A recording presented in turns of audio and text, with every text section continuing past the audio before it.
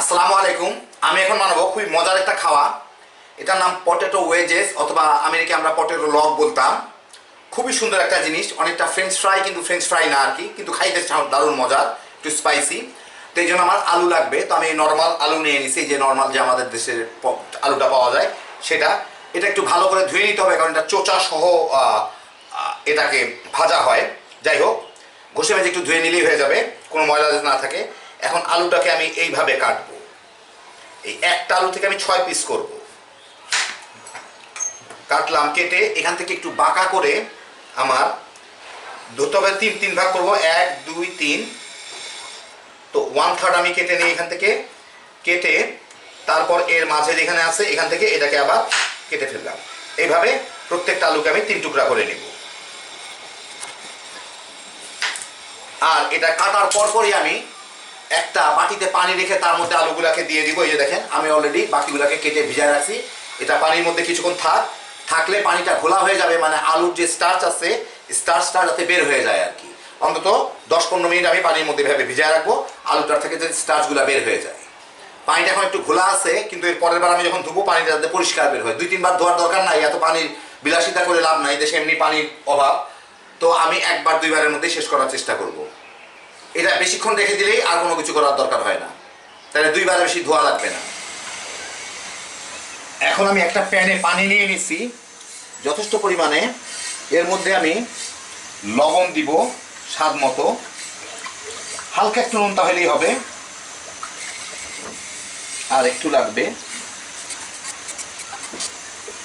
এখন এর মধ্যে আমি যে আলুগুলাকে আমি কেটে রাখছিলাম, ওইগুলাকে, এটা সেকেন্ড টাইমের পানি। প্রথমটা যা ভিজিয়েছিলাম ওটা একটু ঘোলা হয়ে যাওয়ার পর দ্বিতীয়টা দিচ্ছি। দেখেন পানিটা এখন টলটলাই আছে, সেজন্য প্রথমবারে অনেকক্ষণ ভিজিয়ে রাখবেন, তাহলে দ্বিতীয়টার পানি আর হবে না, যা স্টার্চ ছিল ওইটা চলে গেছে প্রথমটাই। যাই হোক, এগুলাকে আমি এর মধ্যে দিয়ে 70-80% সিদ্ধ করে নিব। ঢেকে দেই, এই 8-10 মিনিট সিদ্ধ করলেই হয়ে যাবে, অন্তত 70% যাতে সিদ্ধ হয় এটা আর কি। 7-8 মিনিট জাল দেওয়ার পরই আমি দেখি একটা আলু উঠায়, আমার মনে হয় হয়ে গেছে। একটু দেখলেই হলো যে এই যে কাঁটা চামচের একটা কাঁটা দিয়ে দেখি, বেশি পুরাটা ঢুকাইলে এটা ভেঙে যাবে। যখন ঢুকবে কাঁটাটুকু একটু শক্ত শক্ত, আমি জালটা বন্ধ করে দিব, কারণ আলুটা এখন থাকলে নিজে নিজেই সিদ্ধ হইতে থাকবে।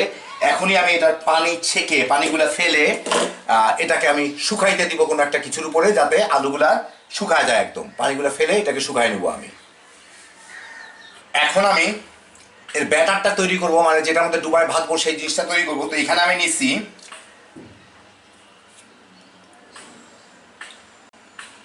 আধা কাপ ময়দা, সিকি কাপ চালের গুঁড়া, সিকি কাপ কর্নফ্লাওয়ার, মানে যতখানি ময়দা তার অর্ধেক চালের গুঁড়া, অর্ধেক কর্নফ্লাওয়ার। এই তিনটাই আমি নিচ্ছি।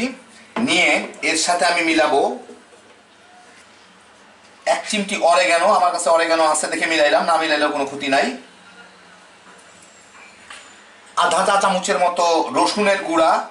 রসুনের গুঁড়া না থাকলে রসুন বাটাও মিশাইতে পারেন, অসুবিধা নাই কোনো। তো রসুনের গুঁড়া যদি কেউ করে রাখতে চান, আমার ডেসক্রিপশনে লিঙ্ক দেওয়া থাকবে, করে রাখতে পারেন, খুব সোজা তৈরি করা, অনেক কাজেই লাগে। একদম কুচি কুচি কুচি কুচি করা ধনিয়া পাতা, আর একটু শুকনা মরিচ ভেজে ভেঙে নেওয়া, আর একটু দেই, আমি একটু ঝাল বেশি খাই। অবশ্যই স্বাদ মতো লবণ দিয়ে এটাকে আমার মিশিয়ে নিতে হবে। একটু একটু করে পানি দিয়ে আমি এটাকে একটা ব্যাটার তৈরি করব, যে ব্যাটারটা খুব একটা ঘনও না বা পাতলাও না, মানে আলুর গায়ে জাস্ট লেগে থাকে। পানির মতো হবে না, কিন্তু বেশি ঘন হইলে শুধুমাত্র উপরে ব্যাটারটা মুচমুচা হয়ে যাবে, পরে আলুটা খাইতে খুব একটা ভালো লাগবে না। তো প্রথমে একটু ঘন করে গুলে নিচ্ছি, তারপরে এখন আস্তে আস্তে পানি দিয়ে এটাকে পাতলা করে ফেলবো।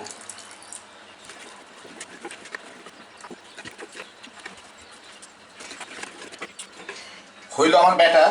এখন আমি অ্যাকচুয়ালি একটা আলুর অর্ধেক ডুবায় দেখি যে কিরকম লাগে। একটু বেশি লেগে যাচ্ছে, এই যে দেখেন একটু বেশি লেগে থাকতেছে। এই বেশি লাগাটা চাই না, আমি আরেকটু পাতলা করবো, এটাকে হালকা একটু পাতলা করবো। এখন এই আলুটাই আরেক মাথা আমি ডুবাই, এটাই একটু আবার ডুবাই দেখি। হ্যাঁ, এই যে এরকম কোনো মতো আলুর উপর একটু হালকা একটা কোট লেগে থাকে এইরকম আর কি। তো হয়ে গেল ব্যাটারটা আমার। এখন আমি এটা ভাজায় চলে যাই। এখন আমি এখানে তেল গরম করে নিচ্ছি, এটা মাঝারি আর হাইয়ের মাঝামাঝি আছে। এই যে ব্যাটারটা আছে, যে ব্যাটারগুলোর মধ্যে আমি এখন এই আলুগুলাকে চুবাই একটু ঝেড়ে ফেলে দেবো অতিরিক্ত ব্যাটার যাতে না থাকে এর গায়ে। এর মধ্যে একটা একটা করে দিয়ে এখন ভেজে নেব। আলুগুলা আগেই 70-80% সিদ্ধ করা, তো বেশিক্ষণ ভাজতে হবে না। উপরের জিনিসটা খালি বাদামি হইলে আমার হয়ে যায়, তো তার মধ্যে আলুগুলা সিদ্ধ হয়ে যাবে বাকিটুকু।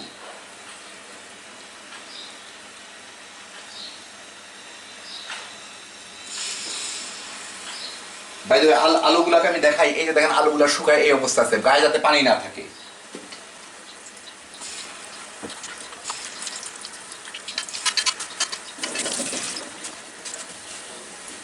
মিনিট খানেকের মধ্যে এটাকে একটু নেড়ে দিব, কারণ তলায় যাতে লেগে না যায়। আর এগুলা সাথে সাথে লাগলে, একসাথে লাগলে একটু ফাঁক করে দিব আর কি, ছড়ায় দিব।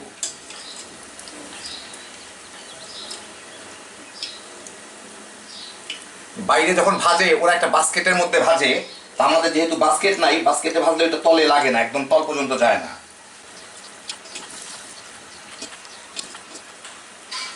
আর অতিরিক্ত ব্যাটারগুলা যদি থাকে, সবচেয়ে ভালো কাজ হচ্ছে আগে আগে উঠায় নেওয়া, তাহলে এগুলো আর পুড়বে না। কিন্তু দেখেন এগুলো আর পুড়বে না, তেলটাও নষ্ট হবে না।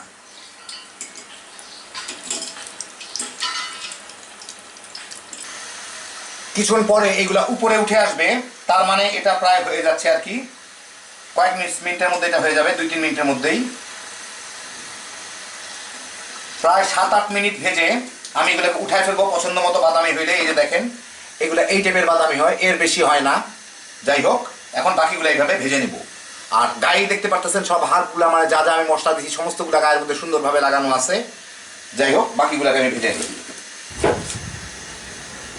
তো এই যে দেখেন হয়ে গেল আমার পটেটো লগ অথবা পটেটো ওয়েজেস, যাই বলেন না কেন, পটেটো ওয়েজেসই বলে ভদ্রলোকরা, আর কামলা জাতীয় লোক আমেরিকা এটাকে পটেটো লগ বলে আর কি। যাই হোক, আমি একটু বেশি স্পাইসেস দিলাম, কারণ হচ্ছে মশলা টশলা না দিলে আমাদের রুচিতে ভাল লাগে না। খুবই মজার একটা জিনিস, বাইরের দিকে সাংঘাতিক মুচমুচা, ভিতরটা অনেক নরম, মানে একবার বানায় খাইলেই বুঝতে পারবেন। হ্যাভি জোশের একটা আইটেম, খালি বানাইবেন আর তামা তামা করে খাইবেন। তো দেখেন কত সহজে বানায় ফেললাম। আপনারাও যখন খুশি তখন বানায় ফেলতে পারবেন, যে কেউ বানাইতে পারবে, এটা তেমন কোনো ব্যাপারই না। আল্লাহ আপনার সবাইকে ভালো রাখুন, ইনশাল্লাহ আবার দেখা হবে। আল্লাহ হাফেজ।